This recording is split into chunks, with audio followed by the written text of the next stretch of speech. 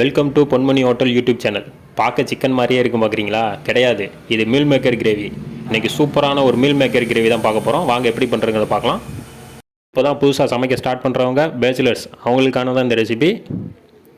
வாங்க எப்படி ஈஸியாக பண்ணுறதுங்கிறத பார்க்கலாம்.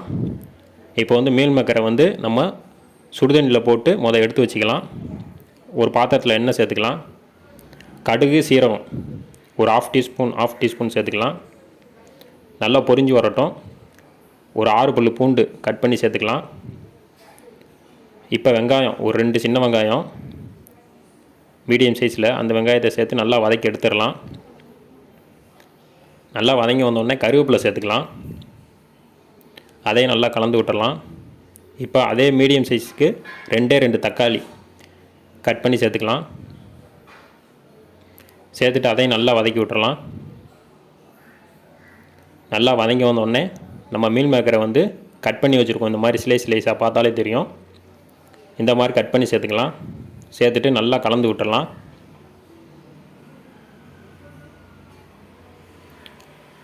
இப்போ இந்த டயத்தில் தண்ணி சேர்த்துக்கலாம் தேவையான அளவு.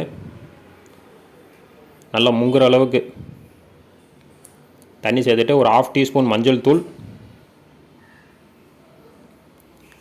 தேவையான அளவு உப்பு சேர்த்துக்கலாம். வீட்டில் அரைச்சா குழம்பு மசால் பொடி 1 ஸ்பூன் சேர்த்துக்கலாம்.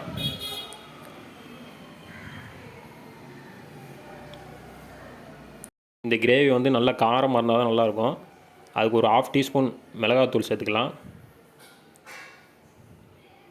சேர்த்துட்டு நல்லா கலந்து விட்டுறலாம். நல்லா கொதித்து அந்த மசால் வாடையெல்லாம் வெளியே போட்டோம்.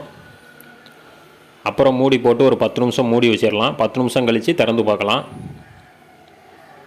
ஒரு 10 நிமிஷம் ஆயிடுச்சு. இப்போ திறந்து பார்க்கலாம். கிரேவி சூப்பராக ரெடி ஆயிடுச்சு, பார்த்தாலே தெரியுது. நம்ம இந்த டயத்தில் ஆஃப் பண்ணாலே சரியாக இருக்கும்.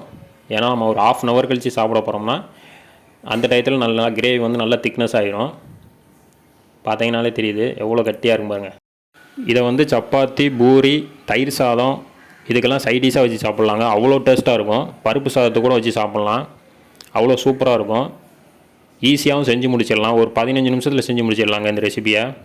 பிடிச்சிருந்தால் லைக் பண்ணுங்கள், ஷேர் பண்ணுங்கள், சப்ஸ்கிரைப் பண்ணுங்கள் ஃப்ரெண்ட்ஸ்.